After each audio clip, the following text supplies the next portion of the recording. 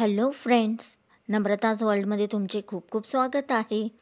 आज आपण एक नवीन व्हिडिओ घेऊन आलो आहोत आणि नवीन वर्षात देवांच्या दर्शनाने आपण तो सुरू करूयात. कल्याणमधील अटाळी गावामधले हे एक दत्ताचं मंदिर आहे. तेच आपण पाहायला जाऊया. आपण वेदांत हॉस्पिटलच्या समोरून ऋतूच्या बिल्डिंगच्या समोरून आपण जात आहोत.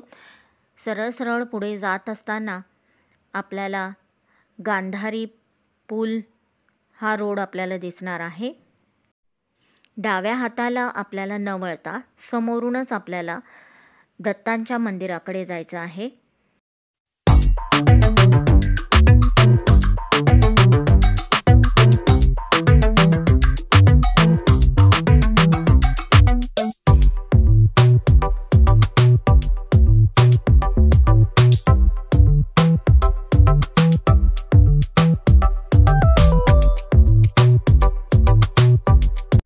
आता आपण डाव्या हाताला वळणार आहोत आणि सरळच तिथे आपण मंदिराच्या दिशेने जाणार आहोत.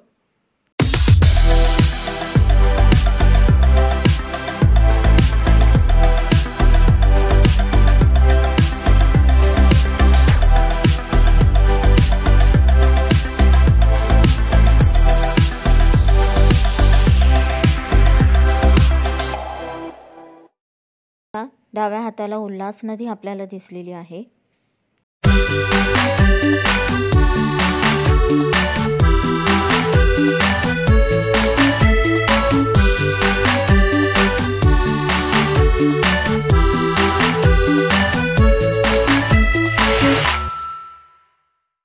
आणि आता आपण थोड्याच वेळात मंदिराजवळ पोहोचणार आहोत. इथे आपले मंदिर आलेले आहे.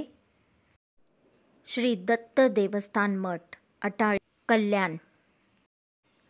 या मंदिरात जाण्यासाठी आधी आपल्याला पायवाटेने जावे लागते. निसर्गरम्य ठिकाणी असं हे मंदिर वसलेलं आहे. माझ्या आईने हे मंदिर मला दाखवलेलं आहे. मला आधी माहीतच नव्हतं की इथे मंदिर आहे.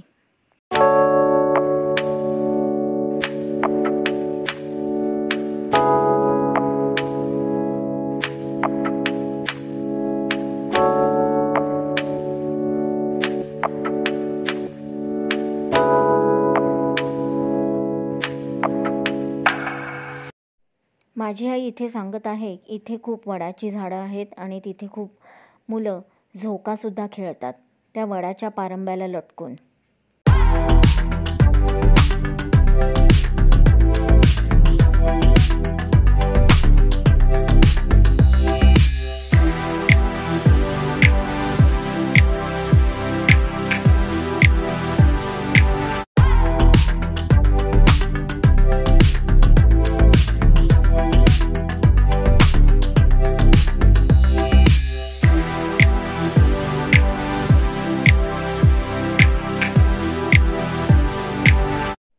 मंदिरासमोर अशी मोठीशी जागा आहे.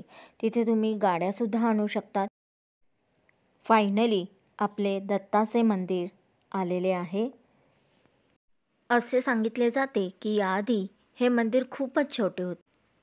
त्यानंतर 31 डिसेंबर 2018ला श्री दत्त जयंतीचा उत्सव साजरा केल्यानंतर विधीपूर्वक दत्तांची मूर्ती आधीची जी होती ती बाहेर काढली आणि मग नंतर हे नवीन मंदिर बांधलेलं आहे. असे सांगितले जाते की 20 जानेवारी 2019ला दत्त मंदिराची पायाभरणी केली होती. हे मंदिर 37 वर्ष जुने आहे आणि या मंदिराला त्यांनी तोडून हे नवीन बांधलेलं आहे.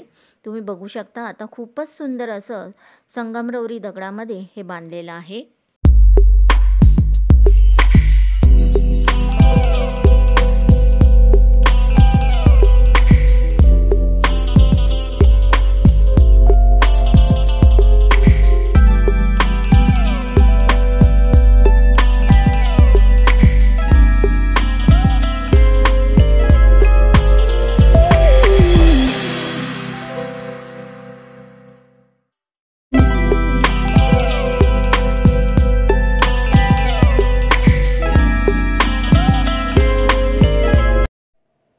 मंदिराच्या खाली उतरताना डाव्या बाजूला शंकराची पिंड व दत्तांचं मंदिर आहे.